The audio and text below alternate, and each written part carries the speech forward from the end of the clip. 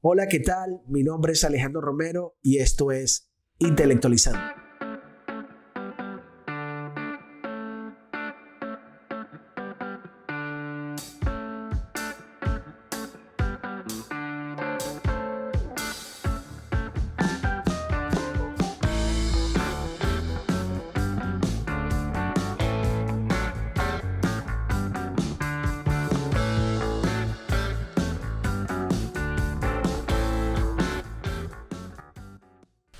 Hoy en nuestro podcast tenemos como invitado a un gran amigo mío, un amigo de la casa, una persona a la cual respeto mucho.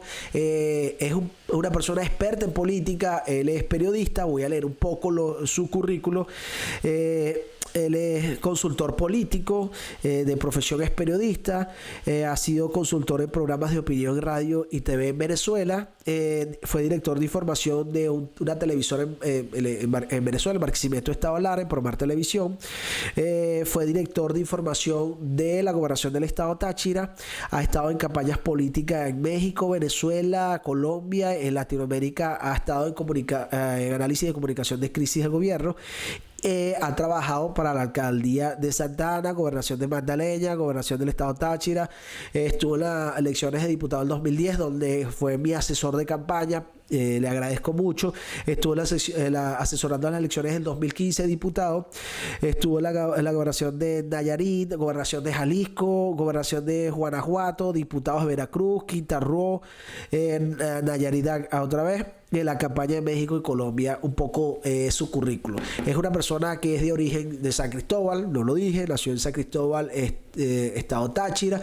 Es una persona que conoce muy bien la política latinoamericana, tiene un punto de vista muy interesante. Así como lo vieron en el título, hoy vamos a hablar de 3 puntos importantes acerca de materia general a nivel mundial.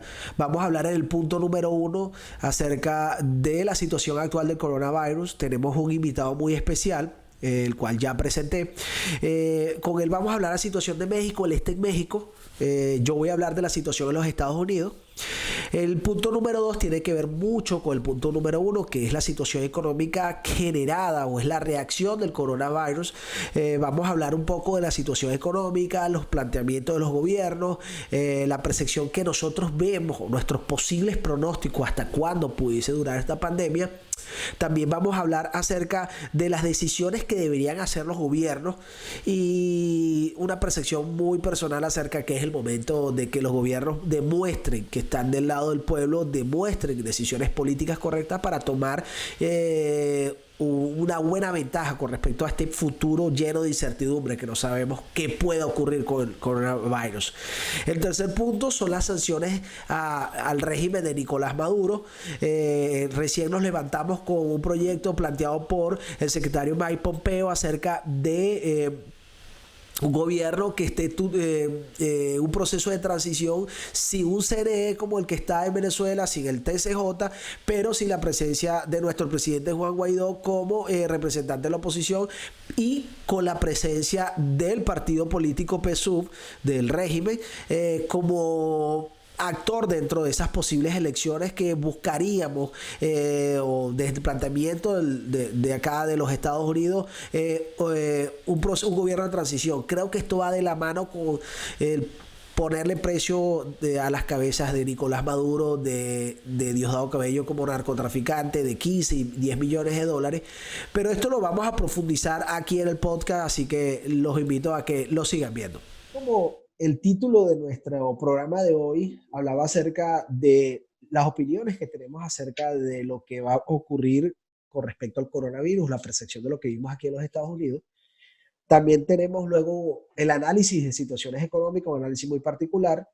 Y como punto número 3 vamos a tocar el tema de las sanciones hacia el régimen de Nicolás Maduro, hacia los cabecillas del régimen de Nicolás Maduro. Para esos 3 puntos, ya como lo presenté, tengo a mi amigo Eric Obermayer, una persona con la cual he tenido grandes experiencias de vida, hemos conversado mucho rato, tenía tiempo sin verlo. Y bueno, un saludo a ti, Eric, ¿cómo te va? Saludos, Alejandro. Igual, siempre es bueno estar en contacto con los amigos y más para una iniciativa como esta que creo que es importante porque es una forma de hablar con la gente, ¿no? Nosotros vamos a estar conversando, pero realmente estamos conversando con quien va a ver este podcast Y yo creo que eso es lo más valorable. Sí, sí, es algo súper nuevo, ¿viste? Nosotros que crecimos en la era de que no había teléfono, ¿te acuerdas? Que ibas a la escuela o ibas a secundaria sin teléfono.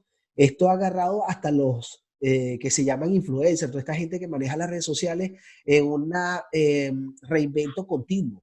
Eh, Sí, las, claro. En nuestra época los mensajes de texto fueron una revolución en la universidad, ¿no? Cuando sí, estábamos sí, empezando. sí, ¿te acuerdas? Yo me acuerdo cuando yo vi en la universidad el primer celular con cámara, hermano. Yo dije, wow, la foto era horrible, pero era lo increíble que era VGA. eso. VGA, VGA. Era un Nokia que no cabía en un bolsillo, me acuerdo, que tenía una cámara gigante. Mira, Eric, ya escuchaste el primer tema. Tú estás en México DF.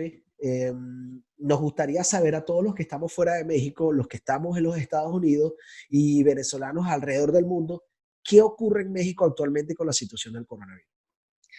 Fíjate, en México hay como tres realidades con el tema del coronavirus. Es lo que yo puedo percibir como habitante, pero también lo que hemos planteado algunos que trabajamos el tema en comunicación sobre lo que se está sintiendo en la sociedad y en la opinión pública. Hay un escenario que es el del gobierno. El gobierno tomó una decisión política, estratégica, de primero no tomar el coronavirus como una gran crisis para centrarse en la cuarentena, en el aislamiento social, esperar que epidemiológicamente y no a través de pruebas, sino a través de un modelo de crecimiento de la epidemia, ellos entendieran que ya se había llegado a la fase 2 y a la fase 3 para tomar medidas más restrictivas. En eso andamos, ¿no? El día de hoy es el primer día de una semi-cuarentena, porque lo que se ha hecho es un llamado a la gente a quedarse en casa, pero no hay ningún tipo de restricción legal a la movilidad. Luego está la realidad de los sectores más informados del país, los sectores que tienen más comunicación con el exterior, los sectores que forman parte de una especie de infocracia y que dependen más de los medios de comunicación, de las redes sociales, que vienen o venimos, porque me puedo incluir tomando decisiones con respecto a la salud pública desde antes que el propio gobierno. Entonces hay empresas que dieron home office hace ya 15 días o más de una semana. Hay mucha gente que está saliendo muy poco de sus casas desde hace más de 10 días, desde que la propia sociedad civil tomó la decisión de guarecerse, ¿no? Autorresguardarse, de autorresguardarse. Así es, Ok. así es. Y luego está un segmento de la población que es muy grande, que es un segmento muy importante, que es la gente que vive del día a día, especialmente en los sectores más populares, en los sectores más pobres, que por un lado el gobierno les comunicaba que no pasaba nada y por otro lado ellos tampoco tienen la capacidad de resguardarse. Y ojo, no quiere decir con esto que el resto de la sociedad sí lo tenga. Pasar un mes sin producir es difícil para la empresa más grande y para el más pobre, pero evidentemente si el más pobre no produce hoy, puede que mañana no coma. Entonces esa gente tiene mayor reticencia a quedarse en su casa, insisto, y no hay hasta hoy, hay una recomendación, pero no hay ninguna restricción. Entonces es una situación complicada porque además se han aplicado muy pocos test y eso quiere decir que en México no se sabe realmente cuál es el alcance de la pandemia. Yo creo que el gobierno de Andrés Manuel López Obrador ha sido uno de los gobiernos que ha tomado decisiones comunicacionales, al menos yo no voy a ahondar demasiado en el tema epidemiológico porque, digamos, no soy epidemiólogo, pero sí comunicacionalmente las contradicciones del gobierno han sido demasiado grandes. Mientras en la noche el subsecretario de Salud llamaba a la gente a guardar distancia social, el presidente en la mañana siguiente abrazaba a la gente en la calle y decía que había que abrazarse. Entonces, ese tipo de contradicciones generan un mensaje muy negativo en la sociedad porque hay un sector que se confunde y que no sabe qué decisión tomar y hay otro sector que empieza a tener desconfianza del gobierno, que es lo que está pasando hoy. Según las últimas encuestas, Andrés Manuel ha pasado de 50 y tantos puntos de aprobación a 40 puntos de aprobación. Ha perdido más de 10 puntos en un mes y eso tiene que ver mucho con la crisis del coronavirus. Ahora, Eric, estuve viendo un poco antes de que empezáramos el podcast que México actualmente ha reportado 1.094 casos de coronavirus, 101 lo que va de ahorita en la mañana. Sé que estamos 2 horas de diferencia. Aquí yo te llevo 2 horas aquí en Orlando, Florida. y que tiene tan solo 28 muertos. Tú me estás diciendo que ellos se basan en un modelo cualitativo, no cuantitativo, porque no tienen lo que es la prueba para llevarla al día a día, ¿verdad?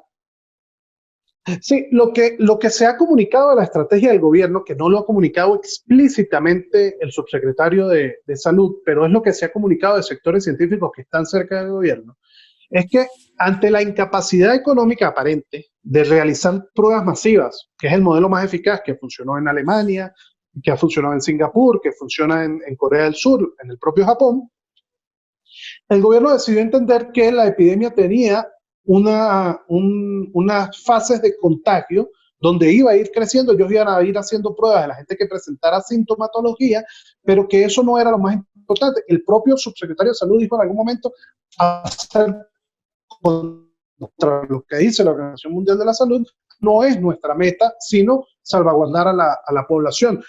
Llamar a la cuarentena y al cese de actividades en el momento indicado. Bueno, aparentemente para ellos ese momento indicado fue el día de ayer. Lo que no se sabe es en estos 15 días anteriores cuánta gente asintomática pudo contagiar y hacer exponencial esta pandemia. Es algo que veremos en las próximas semanas, cuánta gente realmente va a enfermar y si el sistema hospitalario de México, que no es el mejor del mundo, como el de cualquier país en vías de desarrollo, no es el sistema alemán, norteamericano, inglés o japonés, pues va a tener, sí o no va a tener problemas para atender a los casos más graves.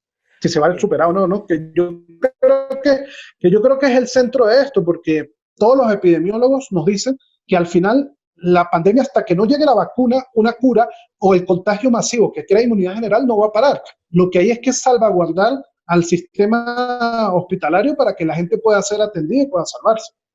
Sí, fíjate que ¿Qué es lo que no está pasando en Italia?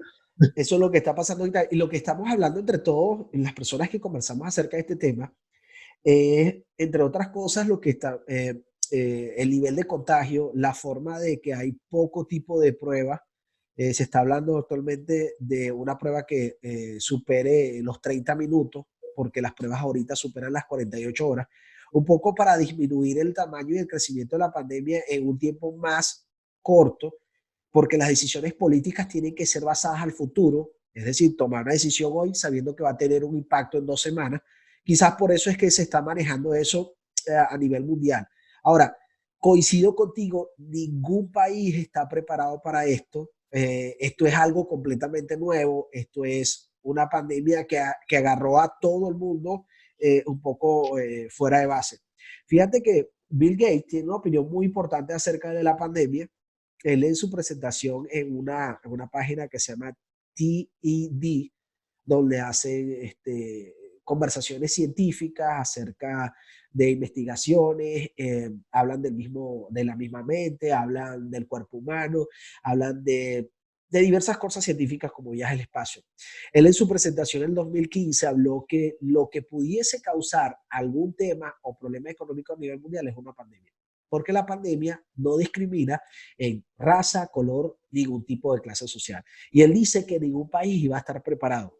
Pareciera muy profético, incluso en el primer podcast que hice yo dejé el enlace y lo volví a ver y de verdad que es muy profético. Ahora, sin embargo que... Ahora, yo quiero Alejandro, hacer un énfasis en eso que tú estás diciendo, porque lo que plantea Bill Gates es profético en el sentido de que es una reflexión de un hombre extremadamente inteligente, pero además que tiene lo que es hoy el mayor poder del mundo, que es información. Bill Gates tenía información de agencias de inteligencia, de agencias epidemiológicas, de grupos científicos, de universidades, de que esto está sucediendo, de que podía haber una pandemia y que los gobiernos no podían estar preparados. Y él lo que hizo fue comunicarlo en una charla con la capacidad de comunicación también que tiene un hombre que ha sido CEO de Microsoft durante tantos años, hasta este año. Entonces, sí, porque algunos han querido ver en las palabras de Bill Gates una especie de conspiración, ¿no? Nada, Bill Gates lo sabía no, porque no, es no, que esto no. estaba planificado. Ajá. Y indiscutiblemente no es así. Lo que es una prueba de que la inteligencia, la planeación estratégica puede prever escenarios. Y este escenario era posible. De hecho, el enlace Y lo lamentable, ojo, disculpa Alejandro, ajá. lo lamentable es que y muchos grupos científicos lo estuvieran previendo, pero nadie de los gobiernos y especialmente del sistema de gobernanza global que yo creo que cuando hablemos de economía voy a hablar mucho de eso, Ajá. no se hizo nada para avanzar en el tema. Sí, fíjate que inclusive este sistema TED, que es TED, es un sistema de conferencias donde personas que dominan ciertos temas hablan de ellos. Y el tema de Bill fue eso. Él es una persona que analiza ya, bueno, con tanto tiempo para investigar, me imagino que se puso a investigar lo que pudiese ocurrir con la sociedad a nivel mundial en los próximos años. Fíjate otro tema dentro de lo mismo que hablaste de México. Estuve viendo Noticias Telemundo y vi que el apoyo del presidente Manuel López Obrador ha descendido en base a esta crisis que se está viviendo. Eh, Ellos citaron dos fuentes, no recuerdo las fuentes, pero sí fueron dos diarios. Tú sabrás más que yo cuáles son los diarios. Pero también pude ver un video que ellos publicaron en su website donde Manuel López Obrador con una guayabera de estas que él usa, blanca, con los colores del tri, fue a un pueblo, fue abucheado en el pueblo y en un momento no se la caló, pues se fue y dejó toda la gente allí. En estas encuestas dicen que ha bajado un 20 puntos, en otra dice que baja 15 puntos. También estuve leyendo, alguien lo retuiteó, creo que fue un amigo politólogo en Venezuela, a un mexicano común que escribió, voté por López Obrador pensando que era lo mejor que pasaba. Nunca me imaginé que iba a extrañar al PRI. ¿Cuál es la percepción acerca de esta crisis? También esta crisis no solo muestra las costuras de un sistema de salud de cualquier país que era vulnerable a una pandemia, sino que también muestra cuán vulnerable es la política de un gobierno, no saber manejar crisis. Mira, eso es indiscutible y sobre todo ha habido una explosión de un modelo de comunicación y de liderazgo en la última década.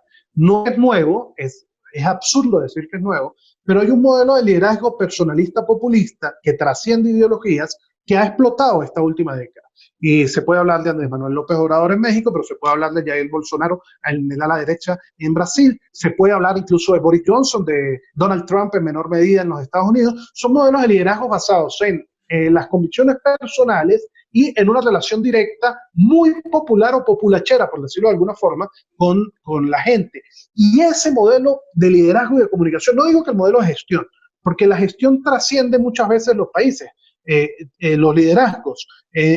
Hay modelos de liderazgo de este tipo que pueden tener 3 o 4 grandes gerentes en materia de salud pública al lado y entonces el modelo de gestión funciona. Pero el modelo de liderazgo y de gestión de la comunicación de este tipo de líderes indiscutiblemente ha explotado en esta crisis del coronavirus. Se vio en el caso inglés, donde Boris Johnson primero dice una cosa y luego dice otra. Se ve en Brasil, donde Jair Bolsonaro sigue negando la crisis como crisis. Se ve en el gobierno mexicano, donde hay una contradicción entre lo que dice el subsecretario de Salud y lo que hace el presidente Andrés Manuel López Obrador. Y no solo eso, hay una contradicción en el propio López Obrador, lo que dice y hace en la mañana y en la tarde. Más grave aún, ayer se declaró la emergencia nacional en México y no la declaró el presidente, la declaró el vocero, fue el secretario de Relaciones Exteriores, que es quizás uno de los políticos más tradicionales de la estructura del poder de este gobierno, que es Marcelo Ebrard. Se repite en Trump, se repite en el gobierno populista de Italia alrededor del movimiento 5 estrellas, que es un movimiento, digamos, es el movimiento populista más per se, porque ni es de izquierda ni es de derecha, es solo populista. Esos son los gobiernos que más están teniendo dificultades para enfrentar, insisto, desde el punto de vista del liderazgo y de la gestión de la comunicación, este problema. ¿Por qué? Porque la gente, cuando hay una crisis como esta, la gente quiere certeza, quiere confianza y quiere respuestas. ¿Y quiénes están dando certeza, confianza y respuesta? Los gobiernos serios como el de Angela Merkel, gobiernos serios como el de Japón, gobiernos serios como el de Corea del Sur, gobiernos serios. ¿Cuál es el gran peligro? Que los otros gobiernos que son percibidos como gobiernos serios son los gobiernos autoritarios tradicionales. Putin, por ejemplo. Putin en este momento también está siendo percibido como un presidente serio. Y entonces el peligro es que un sector de la sociedad entienda, oye, también un modelo autoritario me funciona, ¿no? Como puede funcionar el modelo chino o el modelo ruso, en lugar de mirar hacia los modelos como el japonés, el coreano, el alemán o el de otros países del norte de Europa, donde lo que simplemente necesitas es un liderazgo serio, un estadista, alguien que entienda del espacio de los científicos, del espacio de los economistas y el espacio de la política. Sí, fíjate, te saltaste un gobierno que es un gobierno bastante serio, que es el de Macron en Francia, que ha atacado esta crisis de manera muy particular. Que ha dado, El gobierno de Macron es muy interesante porque es el que ha tomado más medidas económicas en favor de la gente desde hoy. Lo que pasa es que no quería pasar del tema COVID al tema COVID de economía ok. tan rápido, Bueno, pero esta liga, evidentemente es así. Y hay otro gobierno que me sorprendió a mí, que es un gobierno que podíamos catalogar su tipo de liderazgo como populista, que es el de Nayib Bukele, pero sin embargo, su posición frente a la crisis ha sido muy similar a la de otros gobiernos de otro tinte, de otra característica. Lo primero es que no negó la realidad de la crisis. sí, un poco para cerrar el tema de México, la persona, con respecto a las personas que tú dijiste que saludó el presidente López Obrador en la calle, una de ellas la mamá del Chapo Guzmán. Está en los titulares de prensa que él mismo rompió las reglas de cuarentena a salir a saludar a la mamá del Chapo Guzmán. Fíjate, Fíjate que ahí hay un elemento clave que es fundamental en el tema coronavirus, pero es fundamental en toda la estrategia de comunicación del presidente López Obrador. Lo que hay es una priorización de un tipo de respuesta en base a polarizar a la sociedad. A él no le interesa, como no le interesaba a muchos otros presidentes suramericanos hasta hace unos años, convencer a la sociedad, sino convencer a sus partidarios. ¿Por qué? Porque sus partidarios son los que le pueden dar en la próxima elección o en las próximas elecciones una victoria electoral. Entonces la estrategia de polarización es para ellos válida. ¿Qué sucede? La sociedad mexicana está dividida en cuanto al tratamiento del narcotráfico. Y eso no lo creó Andrés Manuel y no es nuevo. Y es algo que yo he investigado incluso en modelos cualitativos en muchos estados. este Hay es un un punto muy sector interesante. ¿Está dividido en qué sentido, Eric? Hay un sector de la población que cree que a los narcotraficantes hay que enfrentarlos con dureza y hay otro sector de la población que responsabiliza incluso de las muertes al Estado por enfrentar al narcotráfico, que dice que la guerra contra el narco que emprendió Felipe Calderón es la causante de la violencia en México y que cree tácitamente que lo mejor es dejar hacer, dejar pasar. No atacarlos, abrazos y no balazos, como diría el presidente. Eso suena muy de izquierda. Tú sabes que en uno de sus discursos, Macron, cuando le pide a la Asamblea ya, el Poder Legislativo, la Asamblea Nacional de Francia, aprobar lo que es el rescate que él tiene para el pueblo francés, habla de que se derrumbaron todos esos mitos de la izquierda, de que están del lado de la gente, de que están del lado de los buenos, de que el policía es malo y la persona que es delincuente porque la sociedad lo obligó a ser delincuente. Y él habla mucho de la meritocracia, aquí hay que rescatarla, aquí hay que rescatar la educación. Aquí la gente tiene que hacer lo correcto y lo correcto es hacerlo bien. Yo coincido con él, yo coincido que al narcotráfico hay que atacarlo, no podemos negociar con ellos porque es un crimen organizado. Eh, esas teorías, yo no soy de izquierda, obviamente, esas teorías románticas de la izquierda nunca me han convencido. Creo que sería una utopía siempre, pero eso es otro debate. Fijémonos Sí, en algo. el tema, fíjate que el tema es que es lo que se plantea, no sé dónde ha funcionado, es que es el tema más grave al analizar esto. El caso más parecido al mexicano con respecto al narcotráfico es el caso colombiano, especialmente de la década de los 80 y los 90. ¿Cómo enfrentó en tres etapas distintas el Estado colombiano al narcotráfico para disminuirlo? Evidentemente no hay una derrota total, porque no es una guerra, no hay una capitulación del narcotráfico. Sigue habiendo narcotráfico, pero es mucho menor que como era el fenómeno en los 80 y los 90. ¿Cómo lo hizo? La primera vez a comienzos de los 90, cuando se emprendió la batalla con apoyo del Estado norteamericano contra el cártel de Medellín y se termina venciendo al cártel de Medellín con la muerte de Pablo Escobar Gaviria. La segunda vez con el Plan Colombia, que inicia en el gobierno de Pastrana y también con el apoyo del ejército norteamericano y de las fuerzas de inteligencia norteamericana, se emprende una batalla contra todo lo que fuera narcotráfico, paramilitares, narcos, Que quedaba el cartel de guerrilla. Cali, que quedaba el Y cartel de Cali. luego, así es, y luego en la política de seguridad democrática del presidente Uribe, que logra negociar con un sector el sector de los paramilitares los desmoviliza, pasa la mayoría de ellos a la cárcel, y quedan los grupos de narcotráfico pequeños y la guerrilla. Y entiende el gobierno de Uribe que el polo más grande de narcotráfico en Colombia eran las guerrillas, y emprende una batalla contra la guerrilla y logra arrinconar a las Fuerzas Armadas revolucionarias Colombia, que bueno, terminaron firmando después un tratado de paz, en fin. Tenían que fretar, funcionó. No funcionó totalmente, pero funcionó. En México hay reticencia de amplios sectores de la población a hacer eso. Por eso, que se hable con los narcos pareciera que para un sector no es pecado y para otro sector sigue siendo el pecado más grande del mundo.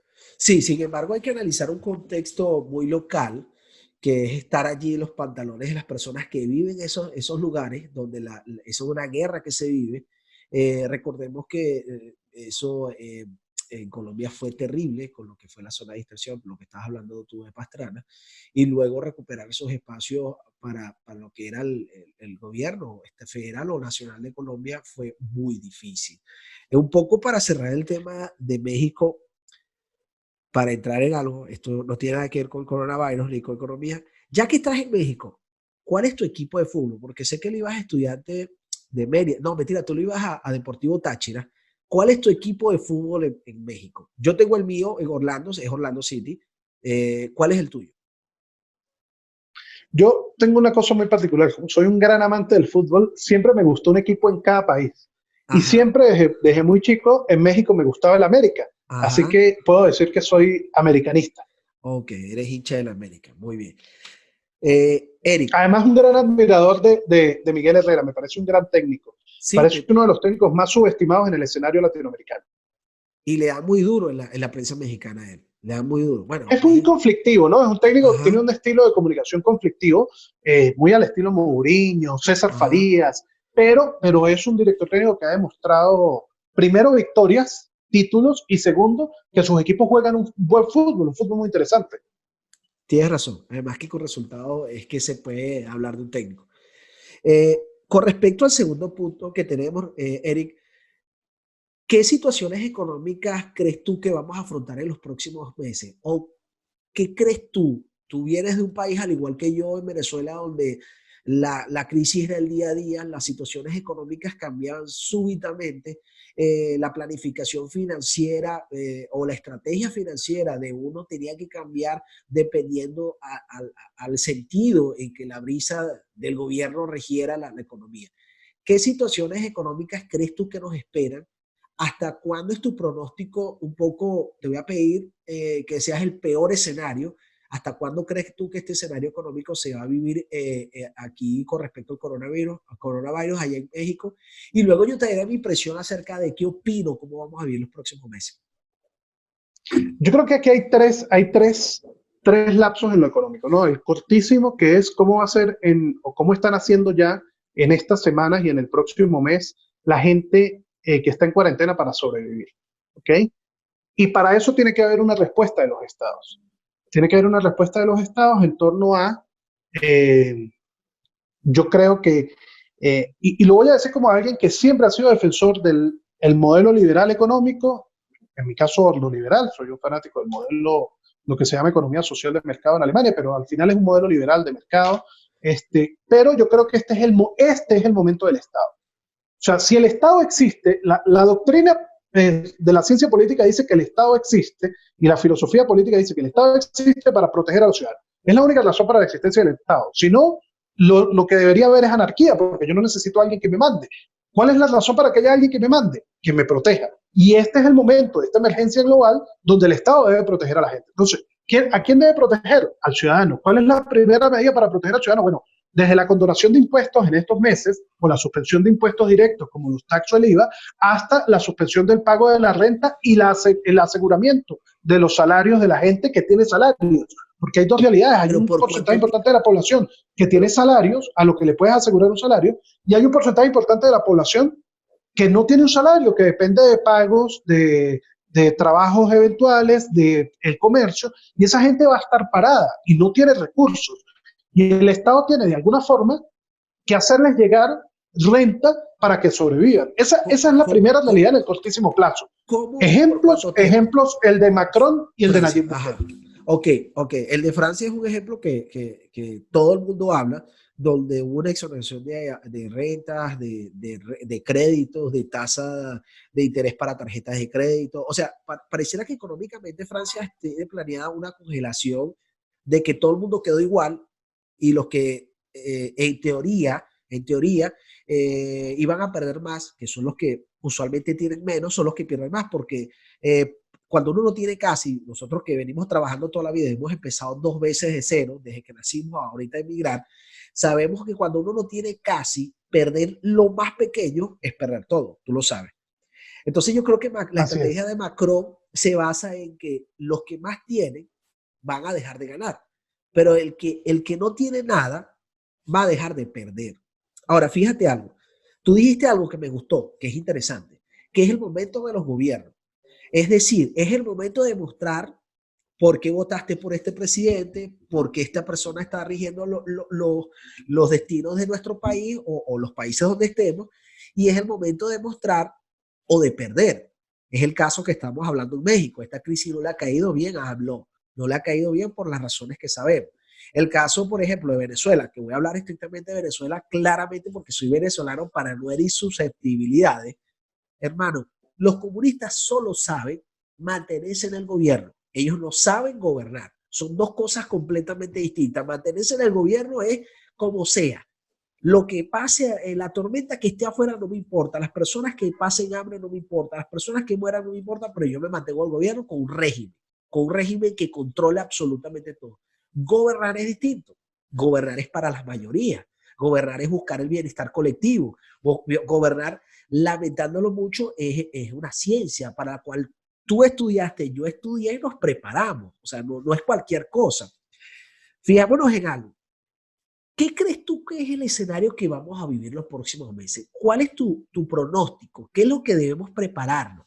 ¿Qué debo hacer yo como ciudadano común que tengo un empleo de una oficina o un empleo, aquí es al año, se cuentan los salarios, un empleo de tanto dinero al año y súbitamente cierra mi oficina? ¿Qué debo hacer? ¿Qué estrategia harías tú en este momento? ¿O qué haces tú en este momento para sobrellevar esta crisis económica? Bueno, yo creo definitivamente que hay que aprender algo que los venezolanos aprendimos. Tú lo dijiste Sí, claramente. Hay que aprender a vivir con lo menos. O sea, esto es una cuarentena obligada, es una limitación de recursos para todos y todos tenemos que aprender a que no podemos vivir como hace un mes. Si usted hace un mes era una persona de clase media que podía darse los lujos de la clase media, tiene que tomar en cuenta que hoy no lo puede hacer. Y si usted hace un mes era una persona que vivía con limitaciones, tendrá que entender que hoy tendrá más limitaciones, pero que tiene que tratar de sobrevivir a esas limitaciones, como sobrevive la gente en Venezuela. sí, sí, sí. Esa es la realidad que yo pongo. Si la gente en Venezuela Coincido. sobrevive, eh, en el resto de Latinoamérica pueden sobrevivir un mes como sobreviven los venezolanos. Sí, sí, Es, sí, sí. es cuestión de apretarse un poco también el cinturón. Esa es la posición personal Es de una, cada uno. es Luego, una, yo sí creo, hay dos cosas con respecto al Estado que yo reitero. Primero, debe haber una exigencia a los estados y a los gobiernos a dar una respuesta directa. Este, hablo de congelación de rentas, ese tipo de medidas directas tienen que suceder. No puede ser, por ejemplo, que en España todavía le estén cobrando a los autónomos los impuestos. O sea, eso es una aberración. Los autónomos son el sector más afectado de la economía española, no de esta crisis, de todas las crisis, y entonces el gobierno de Pedro Sánchez quiere cobrarle todavía impuestos en medio de este desastre. discúlpame, ilústrame. ¿Qué son los autónomos para mí, para los que no sabemos qué son los autónomos? Los autónomos es como llaman en España a los trabajadores independientes, freelancers puede ser el Oh, término, pero incluye todo el que tiene un trabajo donde no es dependiente de un empleador mayor, un sino que self, es un alguien que genera self-employment. un, Un, un exactamente. self-employment. Ok. Y los que llaman en España los autónomos tienen un régimen tributario particular que no ha sido suspendido. Hoy, hoy creo que efectivamente es hoy, tenían que estar los autónomos pagando impuestos. Eso es una aberración y eso solo puede Sí, hacer un sí, gobierno sí. socialista como el español que quiere exprimir a la gente y sacarle la mayor cantidad de dinero posible. Pero recuerda que lo que estamos hablando, los socialistas, o en este caso, por la experiencia que nosotros tenemos, solo saben mantenerse en el gobierno. Ellos no saben gobernar. Gobernar es destruir para ellos. Fíjate algo. Eh, Entonces te decía, déjame, déjame tener el punto, Ok. Alejandro. Te decía, la gente tiene que el Estado haga esto. Es una medida que tiene que también venir de la gente. Si la gente no le exige al Estado, es muy difícil que todos los países se responda a esto. Y lo segundo es que la gente debe aprovechar lo que le esté dando el sistema en beneficio en estos momentos. O sea, lo peor que puedes hacer, por ejemplo, en México, los bancos, en una decisión de la Cámara Bancaria, ha decidido posponer hasta por 4 meses el pago de créditos. De cualquier Bueno, tipo todo de el que tiene crédito. cómo pagarlo tiene que tratar de ajustarse a eso, De cualquier tipo de de crédito. cualquier tipo de crédito, sí. Vivienda, personal. Para personas naturales, sí, Ok. tarjeta de crédito, créditos personales. Sí, están diciéndole a la gente, no pague estos meses y me lo pagas en los próximos 4 meses.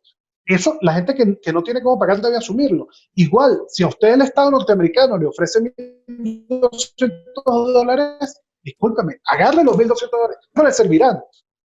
Esa es la realidad hoy.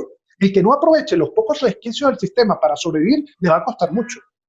No, sin duda, yo coincido contigo. Creo que estamos en sintonía. Tenemos un buen ejemplo que es la situación venezolana, la que vivimos nosotros hasta el punto que estuvimos allá, que es adaptarnos a lo que tenemos, es estar en stand-by, no ponerse a inventar. Rescato lo que tú dices. Si usted era clase media, si usted era clase media baja, si usted era clase baja, si usted tenía ciertos privilegios, ya sabe que esos por un tiempo no los va a tener, pero por lo menos va a sobrevivir. Eh, Esto es una crisis distinta en este sentido, Eric. Me comentaban las personas que vieron la crisis del 2008 aquí en los Estados Unidos, que había una gran crisis, pero se podía salir a la calle a buscar empleo. Yo hace poco, aquí en la universidad, tuve una exposición, yo mismo tomé el tema, es una clase de real estate, que es como decir bienes raíces, y yo tomé el tema acerca si existiría una nueva crisis económica. En ese tema de la crisis económica, yo analicé los factores que han llevado a crisis económicas mundial, como fue la Gran Depresión de hace un poco, ya va a cumplir 100 años, la Gran Depresión, luego la Primera Guerra Mundial, que fue un boom de generador de crédito. En los Estados Unidos una expansión económica brutal, demasiado grande, y se creó una palabra que era el crédito, que es compre ahora, lleve después o pague por plazo, era la traducción en español. Esto generó un efecto de que las personas tenían más posibilidades, pero no habían garantías, Eric. Se prestaba sin mucha garantía. Luego las personas se aventuraron a ir a Wall Street comprando bonos, comprando stock, comprando acciones, pero estas acciones eran compradas con crédito. Es decir, tú eras un inversionista de crédito. Si la bolsa cae, es decir, tú caes porque el dinero nunca lo tuviste. Además que lo debías, lo tenías que pagar. Eso generó una serie de regulaciones, como una ley que se llama la Glass-Steagall. Luego, en la administración Clinton, en los 90, la reforma, porque dice que era un grillete para los pequeños bancos. Cae el 2008, el análisis allí es que vuelve a ser el problema las garantías. Aquí hay un tipo de crédito para viviendas que se llama mortgage. El mortgage, había un paquete prime y un subprime. El prime es un cliente que cumple con todos los requisitos. Que tú le ves el score credit, esta persona tiene una reputación crediticia muy buena, tiene un buen empleo, siempre tiende a pagar y cuando reviso su historial de crédito ha pagado todo. Pero el sistema no quiere excluir a nadie. Entonces se exigió que se dieran créditos subprime. Los que no son prime pasaron a ser subprime. Entonces aquí hay un mercado, es algo interesante, luego pues, vamos a hacer un podcast de esto, que es el mercado secundario de vivienda. Es decir, al final, aquí en los Estados Unidos, tú no sabes a quién le debes la casa ni a quién le debes la tarjeta de crédito. Eric, porque aquí se venden las deudas. Cuando tú estás comprando una casa, ya ese banco vende un paquete de esa deuda a otro interés, a un inversionista extranjero, a un gobierno o a cualquier persona que tenga un capital importante para invertirlo. La crisis del 2008 se da porque los subprime caen, no tienen capacidad de retorno de la deuda. Quizás hay gente que especula porque el sistema abusó de subprime, hay gente que especula acerca de que la tasa de interés era muy alta. Recuerda que la tasa de interés es el retorno que tiene el inversionista por haberse arriesgado a prestar el dinero. poco para resumir el tema, los dos escenarios anteriores eran en base a falta de garantías para el retorno de un capital. Es decir, gente compró sin tener posibilidades de retorno.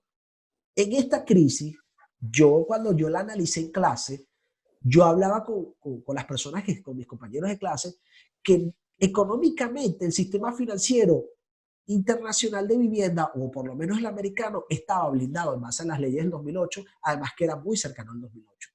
Yo parafraseé que quizás el COVID, porque la clase fue ahorita en enero, pudiese generar una recesión. Y lo digo así porque yo vi, y fue lo que me alarmó el último día antes de entrar a clase, que cuando yo vi que Walt Disney World Asia cerró sus puertas ese día que yo tenía la exposición, a su vez vi que los chinos, que a los chinos no les creo nada, no les creo que tengan solo 3.000 fallecidos por coronavirus, no les creo que llegaron a 83.000 enfermos, no les creo nada. Cuando yo vi que los chinos en 10 días hicieron mínimo 2 hospitales, yo dije, pudiese venir una crisis allí. Yo lo parafraseé y cierro con esto. En estos días las clases pasaron en línea y yo veo clases en línea. Y un compañero me lo recordó. ¿Cómo sabías tú? Yo no lo sabía. Lo que yo sí estaba seguro es que la próxima crisis no iba a ser en base a falta de retorno de dinero. Pudiese ser, qué sé yo, el Brexit, una guerra, cualquier cosa, pero no me imaginé la magnitud de esto. Por eso es que yo te digo que es difícil entender la situación de todo el mundo ahorita. En base a todo lo que te dije, ¿cuál es mi pronóstico? Mi pronóstico es que esto se va a llevar el año, Eric. Se va a llevar todo el 2020. Estamos ahorita a las puertas del 1 de abril, que es mañana. Hoy es 31 de marzo. Yo creo que esto se va a llevar todo el año. ¿Por qué? No soy fatalista.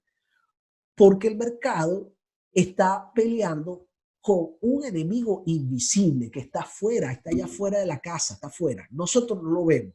Quizás tú y yo, por nuestras edades, no somos susceptibles, pero sí podemos ser portadores de enfermar personas que quizás puedan ser susceptibles.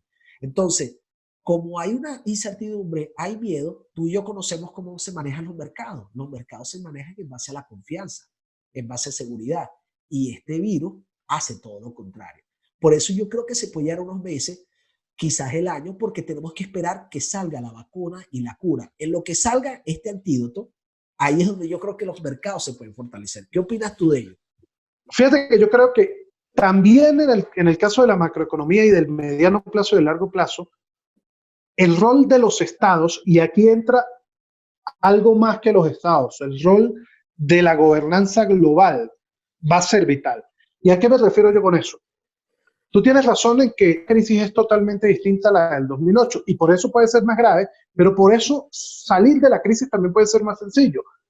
¿Qué es lo que dice la lógica? Lo que dice la lógica es que mañana aparece la vacuna o mañana se aplana totalmente la meseta de contagio, la gente puede volver a salir a la calle a trabajar y la economía vuelve a andar.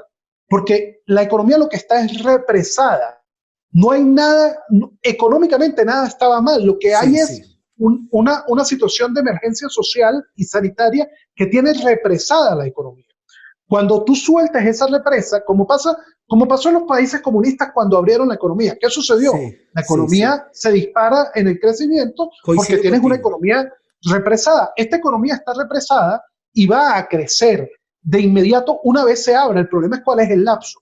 El lapso es estos próximos 3 meses de esta cuarentena en su máximo plazo, o el tema es hasta que aparezca la vacuna. Ahí hay un peligro. Y el segundo peligro es qué hacen los estados mientras tanto, porque lo que sí tienen que hacer los estados es de alguna forma proteger al sistema para que el sistema sobreviva hasta que esto suceda. ¿Y qué quiere decir esto? Salvar a los bancos para que los bancos no quiebren por falta de pagos, salvar a las empresas para que las empresas no quiebren por falta de producción y generen empleo luego. Y generen empleo luego, o mantengan al menos los empleos que tienen hoy. El problema es que si una empresa tenía 10.000 empleados y despide a 8.000 y no sabe qué va a pasar, porque como tú dices, hay un tema de confianza dentro de 6 meses, ¿cuándo los va a volver a contratar? Si tú le aseguras a esas empresas sostener estos empleados, esos mismos empleados van a estar produciendo dentro de 6 meses. Bueno, esa es parte de la propuesta del gobierno federal. Es que eso es lo que tienes que hacer, digamos. Aquí en los Estados Unidos. Ahí sí yo creo, así como yo decía que frente al ciudadano, quien había dado mejor respuesta hasta hoy era Macron, Yo creo que frente al sistema empresarial, al sistema financiero y a la macroeconomía, quien más claro habló hasta ahora fue Angela Merkel. ¿Qué Sí, sí, hace el gobierno, ¿qué hace el gobierno de Alemania? El gobierno de Alemania decide que va a inyectar 750.000 millones de euros al sistema económico para salvar la economía mientras pasa esto. 750.000 millones de euros. Yo creo que hay mucha gente que no tiene comprende la cantidad abrumadora de dinero que es esto para un sistema como el alemán. Alemania había decidido ahorrar durante los últimos años, permanentemente en déficit cero o con un déficit mínimo. Incluso durante la crisis forzó a Europa, la crisis económica pasada, forzó a Europa a bajar el déficit para que no creciera la deuda. ¿Y qué hicieron hoy? Dijeron, este es el momento donde el Estado, los particulares, todos pueden endeudarse, donde necesitamos inyectarle estos 750.000 millones de euros a la economía. Y bueno, es un poco lo que también ha hecho el gobierno federal, y no solo el gobierno federal, el sistema financiero de los Estados Unidos, porque también hay una respuesta muy interesante sí. de la Fed, que es haber bajado casi a cero Sí, la tasa de interés. La Reserva Federal bajó la tasa de interés a unos niveles históricos, que es a menos de un punto. Eso es para estimular el mercado. Eso es muy interesante lo que tú dices y coincide, ¿verdad? Que ese análisis me gustó, que es que en lo que se acabe esto, que yo creo que la fecha de vencimiento no la sabemos, pero sí sabemos que lo que salga la cura o salga la vacuna, es como salir a abrir ese mundo de mercado. Todo el mundo va a salir a trabajar, a emprender, a hacer lo que sabe hacer para recuperar algo del tiempo que se ha podido perder con esto. Eric, un poco de crítica. ¿Estigmatizarías a los chinos por esta culpa de sacar este coronavirus? Hay una teoría acerca de gente que he visto en YouTube, vi un bloguero que habla acerca de que hay un análisis que recibió, modificó, revisivió, vio que hubo una modificación del virus a través de una proteína. Hoy en la mañana vi un canal español que parafraseaba y citaba a la televisora RAI español, a RAI italiana, perdón, que es una televisora estatal muy completa porque pasa canales de ciencias como era en Venezuela, y esta televisora pasó un programa del año 2015 cuando habla que los laboratorios chinos, en base a un proceso de investigación de virus, eh, estaba jugando con un virus que venía de murciélagos, casualmente lo dice, y que tenía una modificación en base a una proteína que se le colocaba. ¿Tú crees, coincides con esas teorías de conspiración, que los chinos se les escapó de las manos o es un nuevo orden social que ellos querían implantar? ¿Querían modificar su densidad poblacional o su crecimiento poblacional? ¿Qué crees tú de lo que ha ocurrido? ¿O es simplemente fue un brote que surgió de un mercado contaminado en Wuhan que no cumplió con las normas sanitarias? Porque la teoría también habla de que ahí hay un laboratorio a nivel 5 de virología y hablan acerca de que ahí hay investigación importante en Wuhan. Sí, bueno, el primer punto en torno a la teoría de la conspiración es que efectivamente en Wuhan hay dos realidades. Las dos son verdad. En Wuhan está el mercado de animales exóticos más grande de China y en Wuhan está el laboratorio de seguridad biológica más importante de China. Así que ambos hechos son reales. ¿Qué creo yo? Fíjate, yo creo que de dónde surgió termina siendo irrelevante. ¿Por qué irrelevante? Yo creo, mi opinión es que la mayor parte de los científicos, el consenso científico hoy es que probablemente es una mutación natural del virus de murciélago, de pangolín. En estos mercados se mezclaron, llegaron a la gente, en fin, como la teoría más sencilla que se ha dado, pero tampoco es imposible que los virus modificados genéticamente o estudiados, porque es que esa es otra realidad, probablemente lo que estaban era estudiando estos virus y se les escapó. Cosa que puede pasar en China, puede pasar en Estados Unidos, puede pasar en Rusia, puede pasar en Alemania, puede pasar en Inglaterra, puede pasar en Japón, puede pasar en Sudáfrica, en cualquier país que tenga laboratorios de seguridad biológica y que investiguen este tipo de virus. Y no es China el único país que lo hace, y no es China el único país que lo hace con intenciones incluso armamentísticas. ¿Cuál es mi opinión? Mi opinión es que lo relevante sería saber si hubo una intención detrás de la pandemia. Y yo creo que está claro que no. Porque no hay un ganador. China no es un ganador. ¿Por qué China no es un ganador? Es muy sencillo. ¿Por qué China no es un ganador? China es una gran factoría, una gran fábrica. China no tiene un mercado de capitales gigantesco todavía. China no es un país todavía con una capacidad de incluso geopolítica. Los chinos evitan en el tema geopolítico y más allá de la economía en muchas zonas porque saben que no tienen esa capacidad. ¿Qué sí es China? China es la gran fábrica del mundo. Todo lo que tenemos, probablemente estos audífonos son chinos, aunque Sí, sean sí, de una sí. marca Sí, holandesa. Esta computadora, que es de una marca norteamericana, probablemente sea china. Tus lentes, que quizás son de una marca italiana, también deben ser chinos. sí, Eso es China, es una gran fábrica, es un sí, sí, sí, galpón sí. gigante, para decirlo en venezolano, es un galpón gigante de billones de personas que están haciendo productos. ¿Y qué es lo peor que le puede pasar a una fábrica, Alejandro? Que se pare. Que Que no no tenga trabaje. compradores, ni siquiera que se pare, porque puedes tener un stock. Pero si no tienes compradores, hoy nadie está comprando. Entonces, China es uno de los países más afectados hoy. Eh, por ejemplo, la economía norteamericana es una economía dedicada a los servicios y a la generación de productos que no son necesariamente tangibles.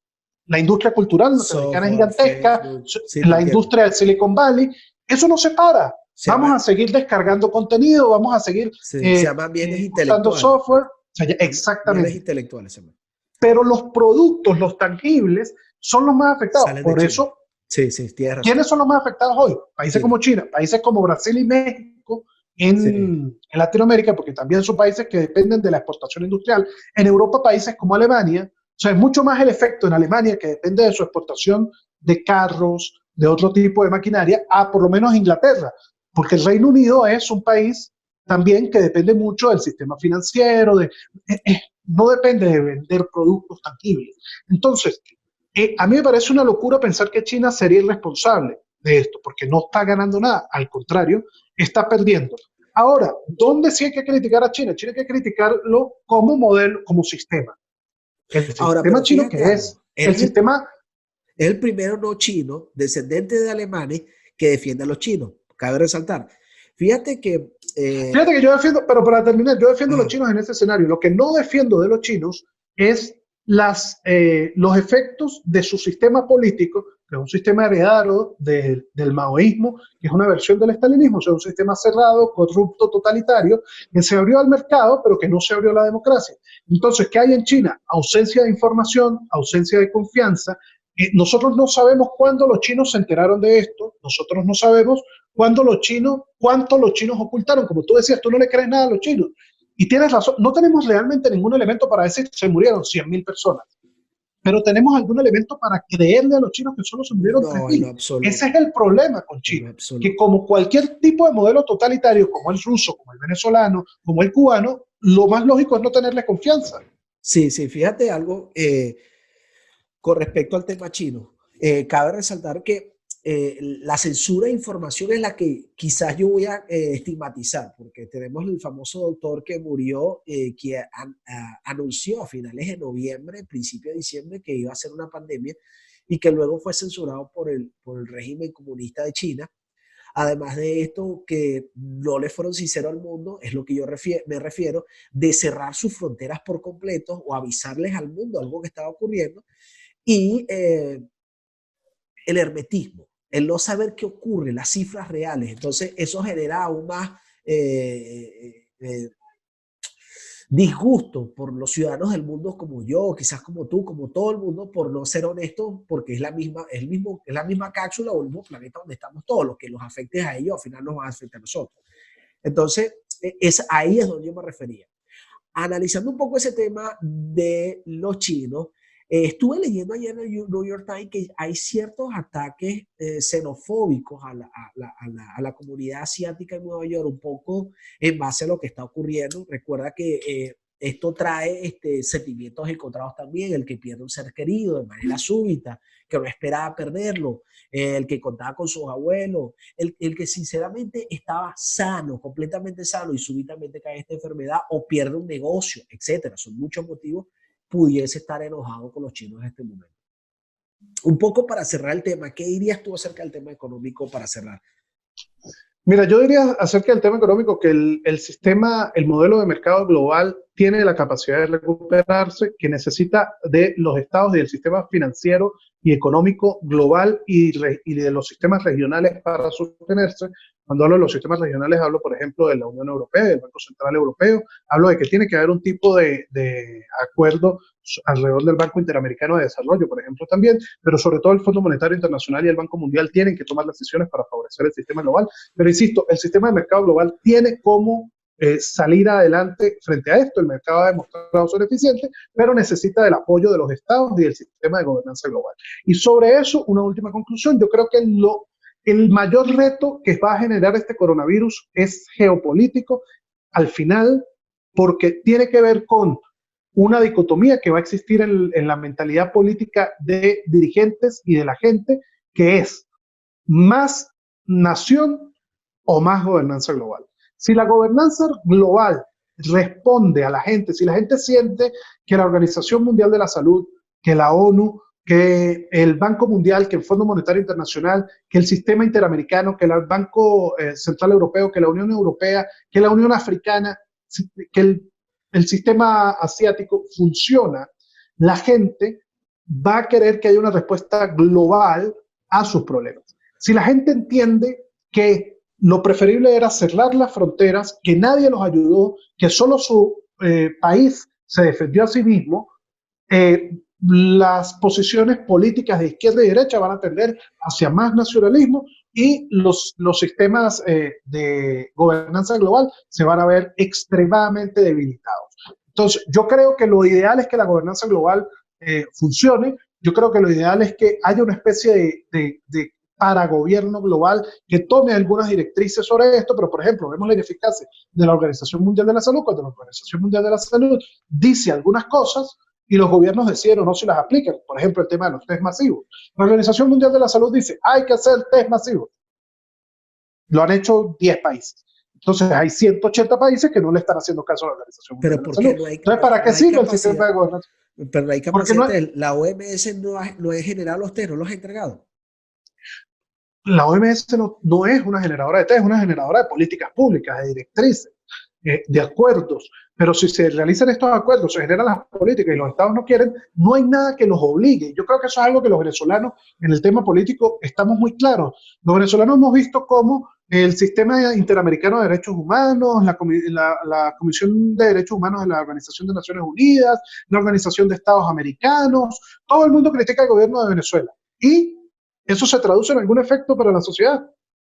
No pasa Sí, nada, el gobierno sigue ahí, la autocracia sigue ahí. O sea, entiendo la tu punto. gobernanza global no tiene poder. Y si tú no tienes poder, yo siempre repito, para muchos escenarios, desde la gerencia de recursos humanos, de gente, pues, o sea, desde el trabajo en una oficina hasta en este escenario geopolítico, yo siempre repito una frase de Bolívar.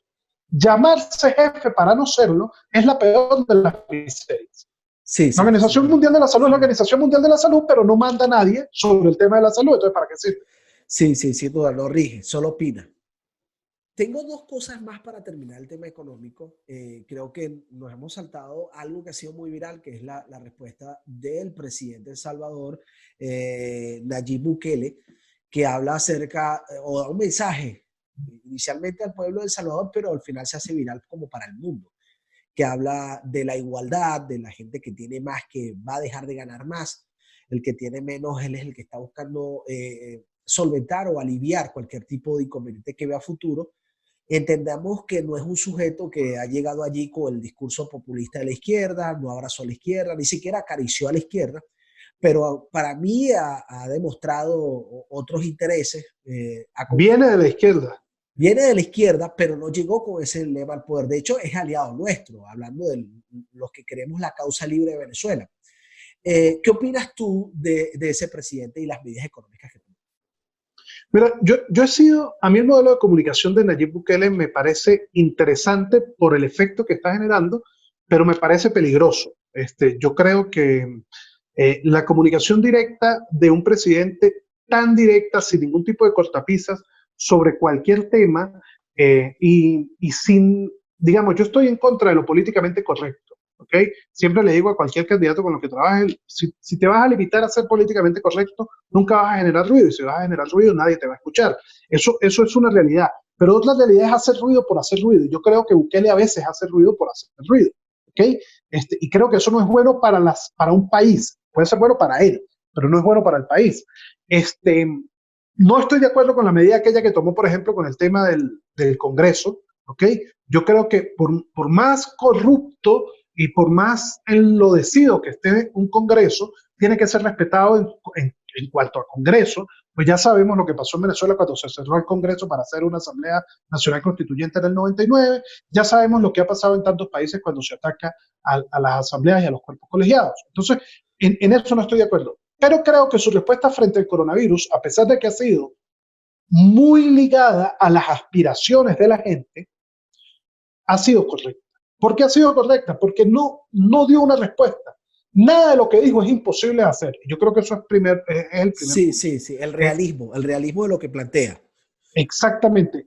¿Dónde empieza el populismo a hacer demagogia? Cuando se ofrecen cosas que no se pueden cumplir. Yo creo que Bukele no ofreció nada que no se pudiera cumplir. Simplemente llamó a todo el mundo a apretarse el cinturón. Yo creo que eso es válido. Evidentemente hay dejos que pueden venir, insisto, él, aunque hoy no se comporta como un presidente de izquierda, viene de la izquierda, un presidente de centro izquierda, un presidente moderado del socialliberalismo, podemos llamarlo de algún modo, pero sí tiene una formación de izquierda que lo hace repetir algunos de esos tópicos como que los ricos son malos y los pobres son más buenos que los ricos. No Ese lo tipo de dijo cosas así, que... dijo, los ricos dejen de ganar tanto por un tiempo y los pobres dejen de perder tanto por un tiempo. Sí, es una forma de decirlo, pero insisto, mucha gente lo percibió, especialmente venezolanos. Conversé con muchos venezolanos que tienen Ese, esa urticaria frente a cualquier discurso social y dijeron, sí, pero es que eso suena muy comunista. No, no suena comunista, suena real, es una realidad. sí, En sí, sí. crisis, todo el mundo tiene que apretarse el cinturón. No puede ser que sean solo los pobres las víctimas. Totalmente, estoy de acuerdo. Y Las yo no, empresas tienen que limitar también su claro, ganancia. yo soy anticomunista, yo soy modelo liberal, yo creo en el libre mercado, pero yo entiendo que una crisis es igual para todos, pero para que haya cierta igualdad es a nivel proporcional. El que gana Eh, menos debe tener cierta responsabilidad, pero el que gana más también a nivel proporcional. yo siempre pongo el ejemplo de las guerras. O sea, yo creo en el libre mercado siempre que hayan condiciones para el libre mercado. ¿Cuáles son las condiciones para el libre mercado? Igualdad de información, que no haya monopolios, ese tipo de condiciones que los economistas siempre plantean. ¿Qué pasa en las guerras? En Estados Unidos en las guerras hubo limitación a las compras, control de precios. ¿Por qué? Porque había una guerra. Sí, Porque no podías... en la Segunda Guerra Mundial no hubo acceso al caucho, entre otras cosas, a la material para la licra, etc. No hubo Y acceso. eso es normal. Los propios estados federales en Estados Unidos, cuando hay, por ejemplo, recuerdo la crisis del huracán en New Orleans, Ok, ahí se limitó, incluso se llevó a la cárcel a quien abusara de los precios ante la escasez por causa del huracán. sí, por el Eso me, Katrina.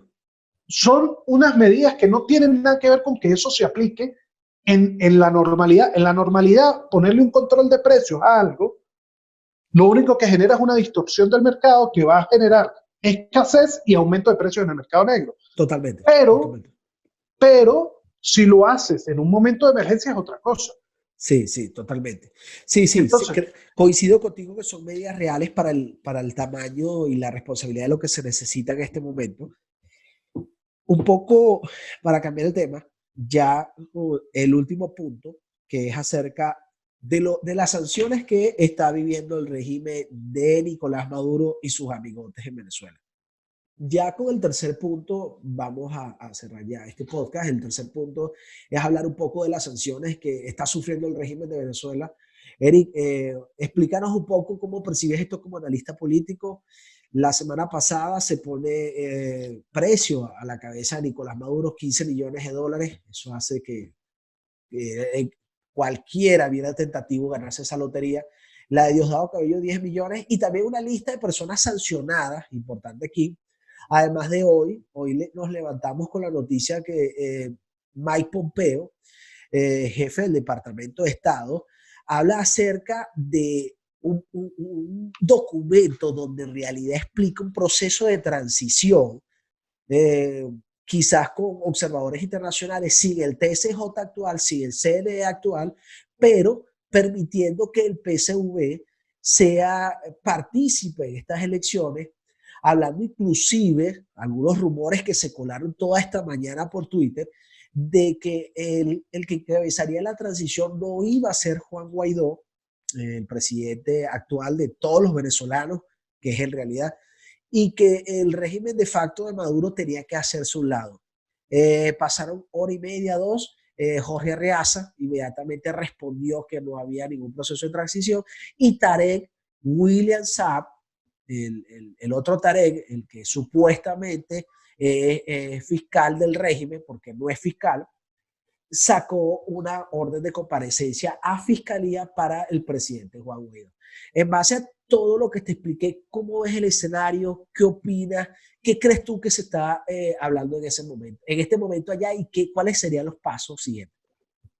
Yo voy a tomarme un atrevimiento, voy a leer mis 3 tweets sobre el tema porque creo que responden concisamente a esto, ¿no? Sin extenderme demasiado. Déjame agregar algo. La semana pasada, cuando salió las sanciones que pusieron a todas las personas a tuitear, a leer las redes sociales, pude leer que estás hablando de una presunta conspiración acerca de este personaje Alcalá, Cliver Alcalá, que no tengo nada positivo que decir de él y prefiero no decir nada de ese señor. Este señor salía descalificando a Iván Simonovich, a un grupo de militares en el exilio, inclusive al presidente Juan Guaidó, nombró a JJ Rendón en un posible plan de rescatar a Venezuela a nivel militar. Él habla de que estaba mapeado Venezuela, etc. Tú escribiste, lo leí, le di like, que el tipo estaba trabajando como doble espía, hablaba con Caracas, con Miraflores específicamente, y estaba con un sector de disidentes fuera de Venezuela. Yo lo leí y me pareció interesante. Al ver en la noche a Nicolás Maduro hablando de la cantidad de locuras que estaba diciendo, le cae a piedras a Alcalá, y creo que tu teoría sería la que para mí se tendría sentido.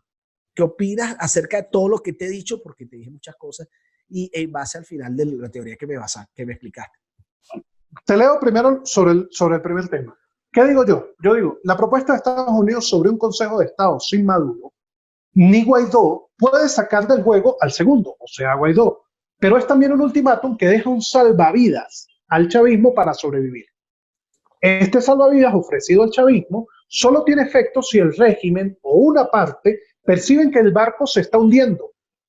Hay una amenaza latente que le haga al régimen pensar que el barco se hunde. Yo creo que esto es lo más importante para analizar. Les están tirando un salvavidas. Ustedes pueden sacar a Maduro, se incorporan a un gobierno de transición, pero sienten que el barco se hunde. Pareciera que la amenaza más grande hoy, que es este tema del que tú hablas, de la acusación por narcotráfico, solo los hace sentir que el barco no puede llegar a puerto. ¿Qué es lo que siente hoy Maduro, Diosdado, Padrino? Que no pueden ir a ningún lado, que no pueden soltar el poder, porque si sueltan el poder, van a la cárcel. Entonces, para ellos puede ser preferible navegar sin rumbo, como el holandés errante. No sé si saben el mito del holandés errante. El holandés errante es un mito de un barco que no podía estuvo condenado por un pacto demoníaco a no llegar a ningún puerto. Entonces, el holandés errante está desde 1680 en el Atlántico. Bueno, así puede pensar el gobierno que ellos pueden sobrevivir. No gobernamos, digamos, para la gente, no tenemos ninguna relación con el mundo, pero nos mantenemos en el poder y no vamos presos. Entonces, este salvavidas que les están lanzando solo tiene sentido si el gobierno entiende que hay una amenaza interna o externa que digan, ok, o negocio esto y voy hacia este modelo de gobierno de transición, o va a haber una intervención, van a haber unos drones, los militares se me van a levantar, el país va a terminar de colapsar y va a haber una revuelta o un estallido social, todos estos escenarios. Pero si el gobierno no entiende que estos escenarios están dados en el corto plazo, para el gobierno esto es, bueno, ustedes me pueden ofrecer lo que quieran, pero yo tengo el poder y yo sigo en el poder. O sea, yo creo, una oferta más. Exactamente. Y una oferta que además le resta poder a Guaidó porque le quita de la cabeza de ese Consejo de Estado al presidente Guaidó, y entonces por eso ahora el gobierno se atreve a tomar esa medida en fiscalía. Que ojo, yo decía con el tema de Cliver Alcalá, evidentemente Alcalá se separó del gobierno como algunos otros generales, con condiciones distintas a algunos otros, Alcalá, el Pollo Carvajal, Miguel Rodríguez Torres, pero en el caso de Alcalá y el Pollo Carvajal, aparentemente estaban colaborando con la DEA y con la CIA, dando información. Ahora, esa información sirvió para algo, no lo sabemos.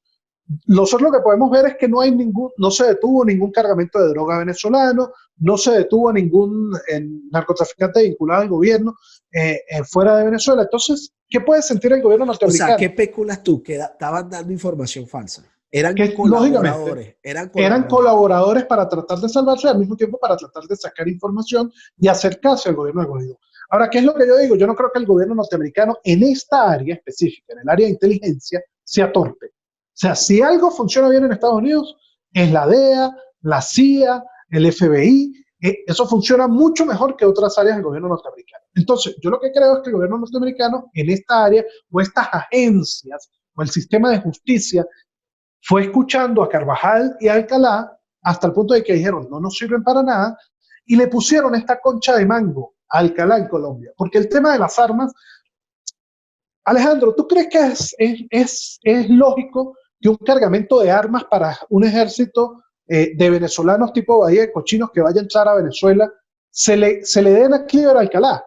Y no No, a decenas de generales, jamás, capitanes, jamás, tenientes que han luchado contra el gobierno. jamás. Ni que me llegue con un rosario en la mano, ni con la Yo, patrona yo, de no, Sudamérica. yo, No si les yo fuera creo. Guaidó o el presidente Trump, no le doy este cargamento a No, no, Alcalá. no, no, no. Él Entonces, dice que JJ Rendón y toda esta gente. ¿por qué Alcalá era el encargado de un cargamento? Porque probablemente le dijeron, ahí tienes el cargamento lo recogen y probablemente lo recogen por la propia información de Alcalá y al fugarse esa información, alguien dijo, esto me confirma que no juega para Oh, nosotros, sino para allá. tú dices que le tiraron un anzuelo, Totalmente. le tiraron un falso positivo, el hombre lo mordió y ahí corroboraron eso.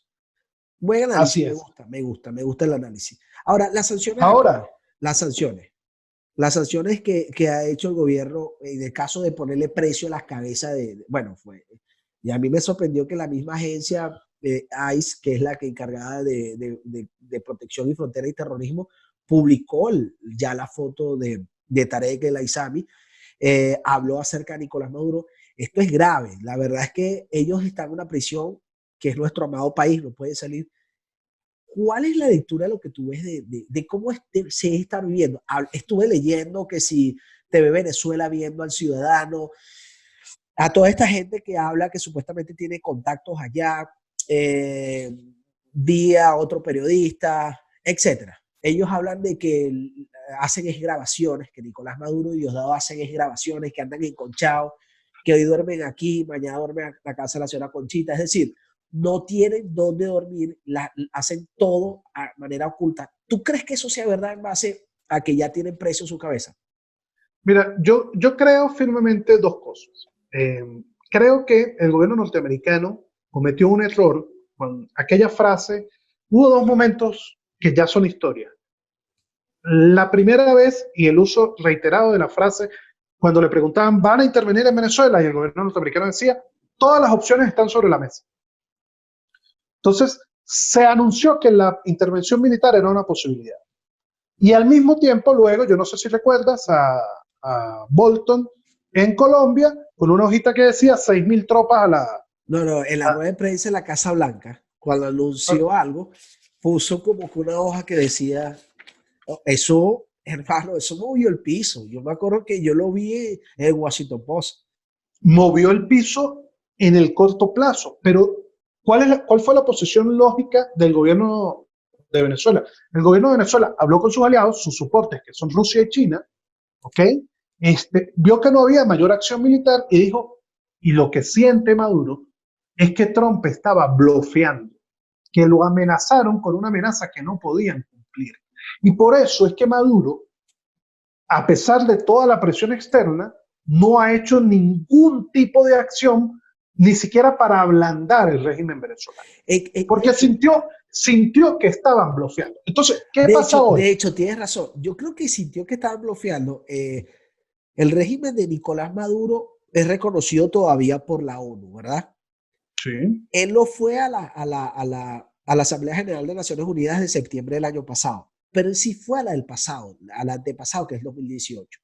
y donde se había empezado ya el presidente Trump a hablar la famosa frase de que todas las opciones están en la mesa. Recuerdo que Carla Angola estuvo allí y que Maduro cuando va, uno de los escoltas de Maduro, no recuerdo si era un edecán, alguien que andaba en esa comitiva, amenazó a Carla Angola y le explicó que es un familiar de ella, etc. Pero recuerdo que Maduro fue hasta allá un poco para coincidir con lo que tú dices. Este tipo está bloqueando. Y es verdad. Yo creo que las especulaciones de Bolton, que me cae bien, un tipo que lucha contra los terroristas, contra el comunismo, no tengo nada contra él, creo que subestimó al régimen comunista de Nicolás Maduro. ¿Entiendes? Porque este es un régimen que no le importa mantenerse a costilla de lo que sea. Y lo hemos demostrado. Tú no puedes, esto no es los 90 que tú ponías 3 comerciales en una radio, tomabas una radio. Este es un mundo ya más moderno, donde todo se entiende con la inmediatez. Las protestas de Irán hace más de casi que ya para 10 años, creo, que modificaron la forma de transmitir protestas. ¿Te acuerdas que eso fue revolucionario en Facebook? Yo recuerdo que todos nos enteramos por allí y ahora todo el mundo se entera de esta forma. Si llegase algún tipo de invasión o algún tipo de acción militar, yo creo que eso es en cuestión de minutos uno se entera de esto.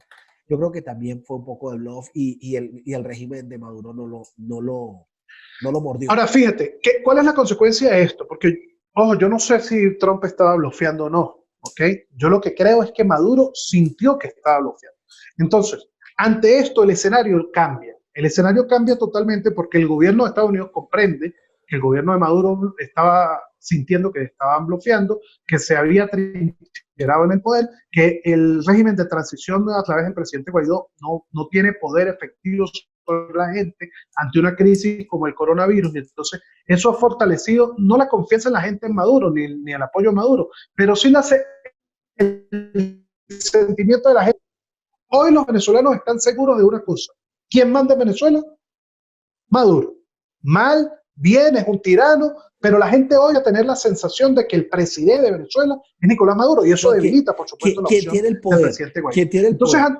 Quien tiene el poder es Maduro. No nos podemos caer a mentira. Tiene el poder.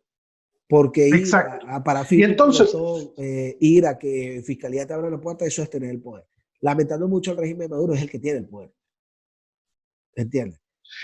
¿Qué hace el gobierno de los Estados Unidos con esta medida? Primero, genera una presión extra a una presión interna que ya existe. ¿Por qué hay una presión interna?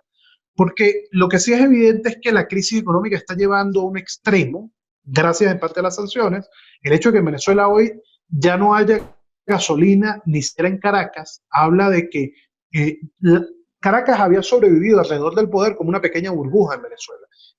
Yo siempre se lo digo a mis amigos caraqueños, no es nada en contra de ellos, pero los caraqueños habían sido poco solidarios con el resto del país, que no tiene gasolina, que no tiene movilidad, que se está cayendo a pedazos, y en Caracas, bueno, había una pequeña recuperación fantasma, ¿no? Y esa sensación estaba en la vida de Caracas. Eso se acabó hoy. Hoy Caracas está en cuarentena, igual que el resto del país. En Caracas no hay gasolina, igual que en el resto del país, y la incertidumbre económica es la misma que en el resto del país. Entonces, eso puede generar uno de los escenarios que se plantean. Yo lo veía hace poco, me lo pasaban algunos amigos consultores que han trabajado internamente en Venezuela en los últimos meses. Uno de los escenarios es que hayan o pequeños estallidos sociales de bajo impacto o un gran estallido social en Venezuela. Y eso genera una presión sobre el gobierno, porque el gobierno también lo sabe. Si lo sabemos nosotros, ellos también miden, ellos también evalúan, ellos también tienen planificación estratégica y saben que eso es un escenario que puede pasar. Si tú tienes una amenaza interna que es un posible estallido social y además tienes una amenaza externa que es le pusieron precio a mi cabeza, de repente no me van a intervenir, pero de repente vienen unos cazarrecompensas de un grupo interno o externo a buscarme, no a mi Maduro, pero pueden ir a buscar a Tarek El Aissami o pueden ir a buscar a Diosdado Cabello. Y el tercer escenario, que yo creo que es un escenario que tiene pensando al gobierno mucho desde que sucedió, que es el escenario de Soleimani, el líder iraní, el general iraní. ¿Por qué? Porque si mira a Irán, sin intervenir en Irán, fue dado de baja con un dron. Sí, eso es algo que es una amenaza que es mucho más palpable y mucho más posible para el régimen después de venezolano. Después de dado de baja a Soleimani, Yo creo que esos locos cada vez que salen a cielo abierto miran para arriba y no van a ver nada, pero salen con ese miedo, sin duda porque ellos saben que están espiados. O sea, para mí no cae la menor duda Entonces, ahí es donde yo que digo, están espiados. ¿sienten realmente esa amenaza?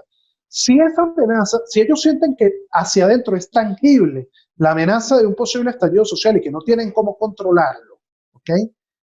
Que es un escenario. Y el otro escenario, si ellos creen que de verdad es posible que haya algún tipo de amenaza sobre su libertad o su vida desde el exterior con este tema del narcotráfico, aunque no haya una intervención militar, que yo creo que no está planteada ni en el corto ni en el mediano plazo, y en el largo plazo habría que ver, yo creo que si eso es así, pudiera ser que sectores del gobierno, no el gobierno, sino como dice, yo respeto mucho a un consultor, investigador de la ciencia política, que es John Magdaleno, y él ha planteado siempre que el escenario venezolano pasa por una ruptura de la coalición del poder y luego por unas elecciones. ¿Qué es lo que está planteando hoy Estados Unidos? ¿Qué está planteando hoy Estados Unidos? Estados Unidos está planteando, dice ustedes, una parte del gobierno a formar un consejo de Estado con una parte de la oposición, o sea, una ruptura de la coalición del poder que se entiende con parte de la coalición de la oposición, generan un consejo de Estado y van a elecciones. Entonces, no es descabellado lo que planteaba Magdaleno, una ruptura de la coalición del poder, un sector del poder le quita el poder a quienes mandan y a partir de eso hay una transición que conduce a unas elecciones en Venezuela. Ese escenario yo creo que es lo que está tratando de forzar a Estados Unidos, hoy se ve más claramente, pero yo lo decía el día que sucedió, el escenario de ponerle precio a la cabeza de Diosdado, de Maduro, lo que iba era detrás de el resto de generales, el resto de políticos. Podemos nombrar una lista de militares que no están que no le pusieron precio a su cabeza. Así como le ponen precio a la cabeza de Padrino López, no le ponen precio a la cabeza de Randy.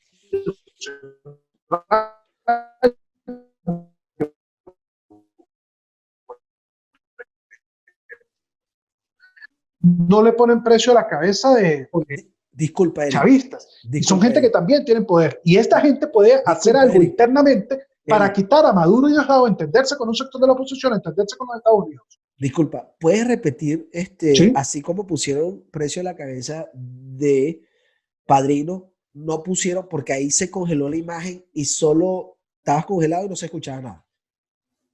Repítelo. Okay. Pueden poner, Así puedes como poner una analogía. Ajá. Así como le pusieron precio a la cabeza de Padrino López, no le pusieron precio a la cabeza de otros militares, como el caso del almirante Remigio Ceballos. Así como le pusieron precio a la cabeza de Maduro y de otros dirigentes políticos del chavismo, no le puso precio a la cabeza de algunos gobernadores, incluso de algunos personeros importantes del gobierno, incluso gente muy cercana a lo que era el viejo chavismo, como el vocero hoy, que es Jorge Arraza. Nadie le puso precio a la cabeza a Jorge Arraza. Nadie le puso precio a la cabeza, tengo entendido, puede que esté equivocado, a Jorge Rodríguez. Estos sectores que no están amenazados directamente y que ven que los otros pueden ser víctimas y que su castillo de naipes se puede desmoronar, son los que pueden romper la coalición del poder, acercarse a un sector de la oposición y generar una transición. Eso es lo que busca Estados Unidos en el corto plazo. Si eso no sucede en el corto plazo, es probable que vayan a otro tipo de medidas en el mediano plazo, que van desde los drones hasta, podemos elucubrar. Ok. Algo más. ¿Tú crees que alguna promesa que se estaba hablando por internet que el presidente Trump le había hecho a Juan Guaidó? ¿Tú crees que la promesa de que supuestamente el presidente Trump dice que antes de terminar su mandato él liberaría a Venezuela, crees que es real? ¿Crees ahorita nosotros aquí en los Estados Unidos vamos a tener elecciones el 6 de noviembre, perdón, el segundo martes de noviembre, el primer martes de noviembre después del primer lunes? Ya para las primeros días de noviembre, ya para este periodo no sería. ¿Tú crees que esa promesa la cumplirá el presidente Trump si es que ocurrió esta promesa? Yo creo que tiene mucho que ver con la percepción, la autopercepción de Trump de que no va a ser este su único mandato. O sea, yo creo que Trump está muy seguro, por un tema de personalidad, más elementos formales, de que él va a ser presidente otros 4 años y que entonces tiene un plazo más largo del que nosotros creemos que tiene. O sea, para mí, la única certeza que yo tengo en torno al presidente Trump es que es presidente hasta este año. Luego puede ganar o perder. Si yo, gana, va a tener otros 4 años. Si no, en este momento, no va a tener los otros 4 años. sí, sí. En este momento, a esta hora, Trump está ganando. Más que en el 2016, en la misma época. Trump está ganando. Todo depende cómo encare la situación del coronavirus, que según los polls de Gallup, que es una encuestadora muy importante que los Estados Unidos, que tiene muchísimos años, que lo estuve viendo entre CNN, Fox y todas estas cadenas gigantes, el presidente Trump tiene una buena percepción. De hecho, lo vi en CNN, con eso te lo digo. Y CNN en español. Sí, lo que yo he visto es que Trump alrededor del coronavirus ha subido, incluso electoralmente, porque la primera percepción de los norteamericanos es económica. Y entonces las medidas de Trump de no cerrar, de no parar la economía frente al coronavirus, fueron bien recibidas por la gente. Sí, ¿Okay? sí, sí. El tema es, si la epidemia crece y empiezan a morir norteamericanos en todos Estados Unidos y no solo en la costa este y en la costa oeste, que es donde están concentrados además los opositores a Trump, eso puede variar. Entonces, esto es muy, muy mudable. Ojalá no suceda, ojalá no suceda que empiecen a morir más norteamericanos en todos los estados. Eso es algo que nadie desea. Pero si esto llegara a pasar, se vería afectada la imagen del presidente Trump. Sí, de hecho, el candidato que opone a Trump es el ex VP Joe Biden. Joe Biden dice que Trump no ha hecho lo correcto en base a esta pandemia. En base también hay una crítica en una oficina que era la encargada de epidemiología, etcétera, que Bailey la toma todas las noches que cuando critica al presidente Trump, que fue cerrada por el presidente Trump prácticamente por la reducción de presupuesto. Biden habla de que debido a ello no se tienen tantas pruebas y debido a ello no se saben los números reales de cuántos infectados hay. Y él responsabiliza al presidente Trump. Sin embargo, yo creo que en este momento gana Trump, coincido con esto. Esto puede ser otro podcast, lo que ocurrió en las primarias demócratas y lo que pudiese ser para las elecciones, para el pronóstico. De hecho, no puede ser otro, vamos a hacer otro para conversar de esto, porque en el 2012 yo vine invitado por el Departamento de Estado para estudiar el sistema de elección en los Estados Unidos. Recuerdo que una conversación que teníamos en el Búnker del Este, tú nos explicaste un poco a mi hermano y a mí acerca de cómo es el proceso de votación de segundo grado, no lo voy a olvidar. Luego lo estudié y creo que podemos tomar ese tema para explicarlo ya que vienen las elecciones en base a los aspectos políticos que estén surgiendo. La clave de eso, Alejandro, para dar una introducción a este otro podcast y para dejarle en la mente de la gente, la clave en Estados Unidos es que la elección de los Estados Unidos, la elección a presidente de Estados Unidos no es una elección. Son muchas elecciones. Sí, Hay que ganar muchas elecciones y el que gane la mayor cantidad de elecciones que le den el número de electores gana la elección final, pero no es una elección, te la tienes que jugar como muchas elecciones, con muchos discursos distintos, con muchas narrativas distintas para segmentos electorales muy definidos. Sí, sí, con muchas realidades, que luego vamos a explicar en ese podcast porque es interesante. Eric, yo creo que hemos abarcado los temas de los cuales invitamos a las personas que nos vieran. Yo te quiero agradecer aceptar la invitación. Quiero que nos veamos más a menudo para que conversemos estos temas que de verdad que me gusta tu opinión. Y cuídate mucho, hermano, allá en México. Y me gustaría que dejes unas palabras de cierre a las personas que nos vieron. Mis palabras de cierre van dirigidas primero a los venezolanos. Yo creo que los venezolanos que nos puedan ver, que tengan mucha esperanza de que los eventos están sucediendo con mucha velocidad y puede haber una salida en el mediano plazo, que la esperanza no sea que mañana va a cambiar todo, pero que sí las cosas van a cambiar. Para mis hermanos latinoamericanos, lo mismo, que le hagan mucha exigencia a sus gobiernos porque muchos están cometiendo errores, desde AMLO hasta Bolsonaro, y que yo creo que este es el momento, como lo dije, el momento de los estados y de los gobiernos, y bueno, que cada uno se resguarde en su casa, que vean muchos podcasts, el nuestro, el de mucha más gente, y que no salga a la calle. Sí, sí, muchas gracias. Un saludo a todos y gracias por vernos.